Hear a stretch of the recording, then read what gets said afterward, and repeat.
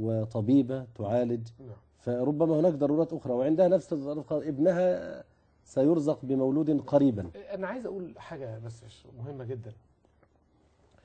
احنا عشان ما يفتحش هذا الباب من التساؤلات بهذه الكيفية وكل واحد له ظرف معين خاص، احنا عايزين نتعلم كيف نعظم أمر الله عز وجل. جميل.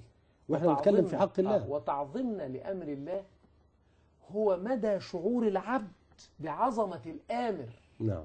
يعني انت لما يجي لك أمر من رئيسك في العمل غير لما يجي لك من الوزير، غير لما يجي لك من الملك نفسه أو من الرئيس، غير لما وهكذا وهكذا. نعم. فأنا عايز أقول إن لازم يكون فاهمين إن لازم يكون ومن يعظم شعائر الله فإنها من تقوى القلوب. نعم. فإحنا عايزين يكون عندنا تعظيم أوامر الله سبحانه وتعالى.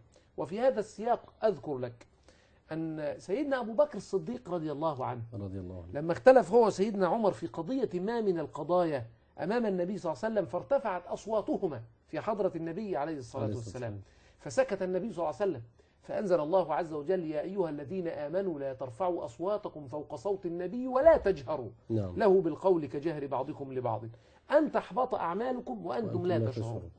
شوف الآية: يا أيها الذين آمنوا، صدرها بالنداء بقول يا أيها الذين آمنوا، ثم نهاهم عن رفع الصوت قال لا ترفعوا أصواتكم، ثم قيد رفع الصوت بقوله فوق صوت النبي صلى الله عليه وسلم، ثم عطف بفعل يختلف عن غيره قال ولا تجهروا له بالقول، مع أن الجهر قد يكون مع رفع الصوت ولكن حدد رفع الصوت بشيء، ثم جاء بالجهر. العرب يفهمون كل هذا الكلام، مش عايز ادخلكم جوه هذه المسائل، لكن العرب يفهمون هذا.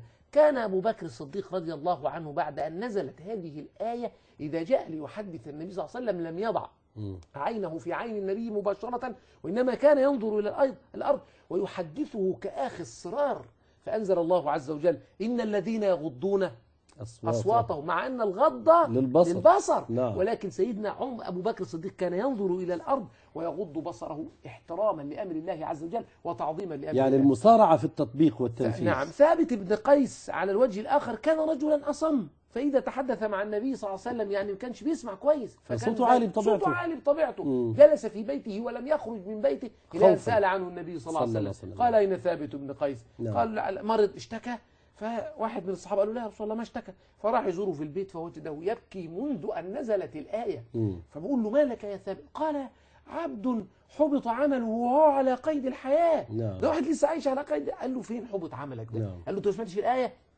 لا ترفعوا أصواتكم فوق صوت النبي ولا تجهروا له بالقول أن تحبط عملكم. فلما ذهب إلى النبي صلى الله عليه وسلم وأخبره ذلك الخبر قال النبي: قل له إن النبي صلى الله عليه وسلم يقول لك أنت لست من أهل النار بل إنما أنت من أهل الله. هذا كلام النبي صلى الله عليه وسلم. نعم. أنا عايز أقول شاهد في كلامي أختنا الدكتورة إن إحنا لازم يكون عندنا تعظيم لأمر الله. إن الله سبحانه وتعالى حينما فرض على المرأة أن تجلس في بيتها فترة العدة وقال: والذين يتوفون والذين يذرون أزواجا منكم والذين يتوفون منكم ويذرون أزواجا يتربصن بأنفسهن 4 أشهر و10. فهذا نص في الكتاب، يعني عليها أن تحترم هذا طاعة لله. طاعة لله سبحانه وتعالى. وأنا عايز أقول إن الإفادة هتيجي كتير قوي، هتستفيد رفع الإيمان. فأثناء ال4 شهور الدنيا صعبة قوي وتحصل ظروف جدا وتحصل اختبارات كتيرة جدا ويحصل عندها اكتئاب ويحصل عندها ملل ويحصل عندها ضيق وكل لحظة يحصل عندها حادث غريب وهي تصبر وتقول: يا رب أنا بس بعمل كده